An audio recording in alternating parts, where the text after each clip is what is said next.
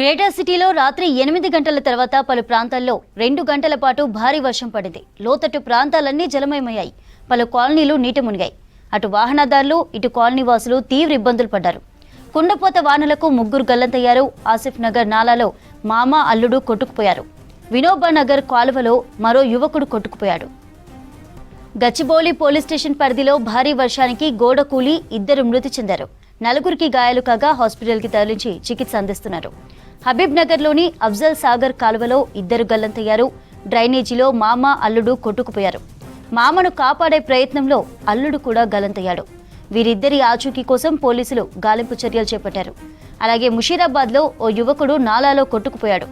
Musheerabad division Vinoba కాలనీకి చెందిన సన్నీ రాత్రి 9:30 సమయంలో స్థానికంగా ఉన్న నాలా పక్కన ఉన్న గోడపై స్నేహితులతో మాట్లాడుతుండగా ఒక్కసారిగా గోడ కూలిపోయింది. దీంతో ఆ యువకుడు నాలాలో పడి కొట్టుకుపోయాడు. వెంటనే అతని స్నేహితులు తాడుతో రక్షించేందుకు ప్రయత్నం చేసినప్పటికీ ఫలితం లేకుండా పోయింది. సంఘటనా స్థలానికి హైడ్రా, జీహెచ్ఎంసీ పోలీస్ సిబ్బంది వచ్చి గల్లంతైన వ్యక్తి కోసం చర్యలు చేపట్టారు. ఈ ముగ్గురి కోసం నిన్న రాత్రి నుంచి ఇప్పటి వరకు నాన్ స్టాప్ గా గాలింపు చేపడుతూనే ఉన్నారు. కుకుట్పల్లి, నిజాంపేట్, హైదర్ నగర్, ఆల్విన్ కాలనీ, మూసాపేట్, బాలానగర్, ఫతేనగర్, బాజుపల్లిలో భారీ వర్షం దంచుకొట్టింది. దుండిగల్, గండిమైసమ, మల్లంపేట్, కొంపల్లి, సుచిత్ర, జీడిమెట్ల, సూరారం, షాపూర్ నగర్, గాజుల రామారంతో పాటు సిటీ శివారు ప్రాంతాల్లోనూ వర్షం కురుస్తుంది. మరోవైపు షేక్పేట, రాయదుర్గం, రాజేంద్రనగర్, జూబ్లీహిల్స్, ఖైరతాబాద్, అమీర్పేట, ముషీరాబాద్, రామ్నగర్, తార్నాక, ఎల్బీనగర్, కాచిగూడ, కుషాయిగూడ, కాప్రా, కీసర తదితర ప్రాంతాల్లో కురిసిన వర్షానికి ప్రధాన రహదారులు చెరువులను తలపించాయి.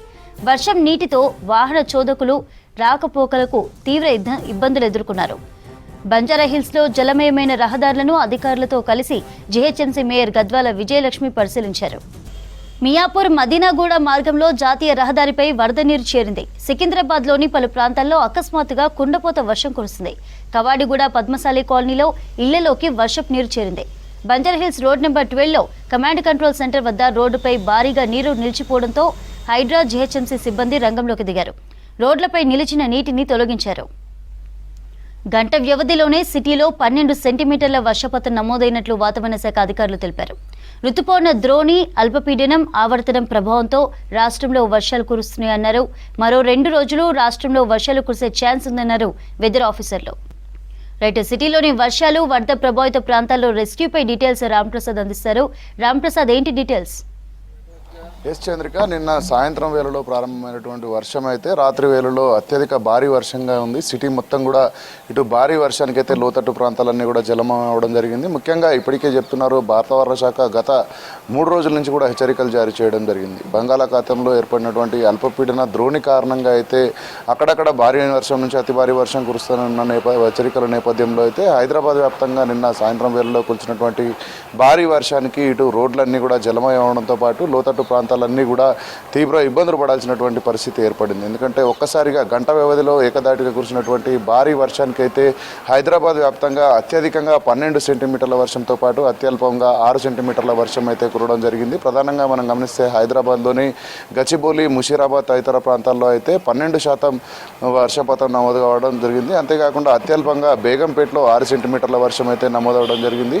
ముఖ్యంగా మనం చూస్తే ఈ భారీ వర్షాలకైతే చాలా ప్రాంతాల్లో ప్రాణ నష్టం కూడా జరిగిందని చెప్పవచ్చు. గచ్చిబౌలిలో ఉన్నటువంటి వట్టినాగులపల్లి ఏరియా పరిధిలో అయితే గోడ కూలినటువంటి ప్రమాదంలో ఒకరు మృతి చెందగా 4 తీవ్ర గాయాలయ్యాయి. అంతేకాకుండా ఇటు భారీ వర్షం కారణంగా అయితే పలు ప్రాంతాల్లో ఇటు నాలాల్లో కొట్టుకుపోయినటువంటి పరిస్థితులు కూడా నిన్న అవడం మనం చూసాం. ముఖ్యంగా ఇటు హైదరాబాద్లోని మెహదీపట్నం పరిధిలో పోలీస్ స్టేషన్ పరిధిలో ఉన్నటువంటి ఆసిఫ్ నగర్లో అయితే ఇటు అక్కడ ఒక వ్యక్తి గల్లంతవుతున్న క్రమంలో కాపాడబోయి మరొక వ్యక్తి కూడా ఇటు నాలాలో కొట్టుకుపోవడం జరిగింది. అంతేకాకుండా ముషీరాబాద్లో కూడా మరొక వ్యక్తి అయితే ఇటు నాలాల్లో కొట్టుకుపోయినట్లయితే ఇప్పటికీ మనం అధికారుల ద్వారా సమాచారం అందడం జరిగింది. ప్రధానంగా ఇటు వర్షం కురుస్తున్న క్రమంలో అయితే ఏకదాటిగా చాలా ప్రాంతాలలో కూడా రోడ్లన్నీ జలమయడంతో ట్రాఫిక్ ఇబ్బందులు కూడా ఏర్పడడం జరిగింది. అంతేకాకుండా ముఖ్యంగా ఇటు ప్రధానంగా ఇటు గచ్చిబౌలి నుంచి టోలీ చౌకి మీదుగా మెహదీపట్నం తదితర ప్రాంతాలకు వెళ్ళేటువంటి ప్రజలైతే తీవ్రంగా ఇబ్బందులు పడడం జరిగింది. అంతేకాకుండా సిటీ వ్యాప్తంగా కూడా చాలా ప్రాంతాల్లో భారీ వర్షానికైతే ఇటు మనం ముఖ్యంగా గమనిస్తే మియాపూర్ కానీ, కుకట్పల్లి, అదేవిధంగా ఇటు కుత్బుల్లాపూర్ తదితర ప్రాంతాలలో కూడా భారీ వర్షం కురవడం జరిగింది. భారీ వర్షానికి అయితే ఇటు ప్రజలకు ఇబ్బందులు లేకుండా ఇటు అధికార యంత్రాంగం కూడా ముఖ్యంగా మనం చూస్తే ఇటు జిహెచ్ఎంసీతో పాటు హైడ్రా అదేవిధంగా సంబంధిత శాఖలన్నీ కూడా ఇటు వాటర్ సంబంధించినటువంటి లాగిన్ పాయింట్స్ కానీ అదేవిధంగా మ్యాన్ హోల్స్ వద్ద కూడా ప్రత్యేకంగా సిబ్బందిని ఏర్పాటు చేసి కూడా పర్యవేక్షించడం జరిగింది.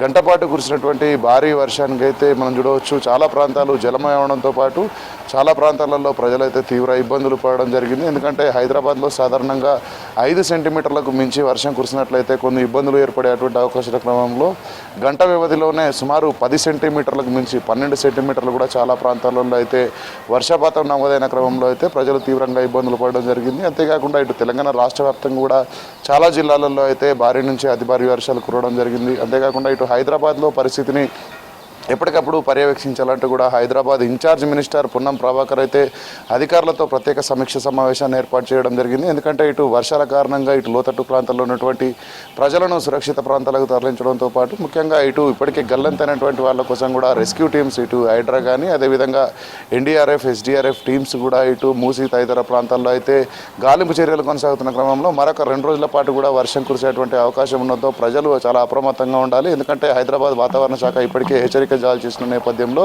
ప్రజలు ఎలాంటి ఇబ్బందులు పడకుండా ముందస్తు జాగ్రత్తలు పాటించాలని అయితే ఇటు ప్రభుత్వ యంత్రాంగం సూచించినటువంటి పరిస్థితి హైదరాబాద్ వ్యాప్తంగా కొనసాగుతుంది. చంద్రిక.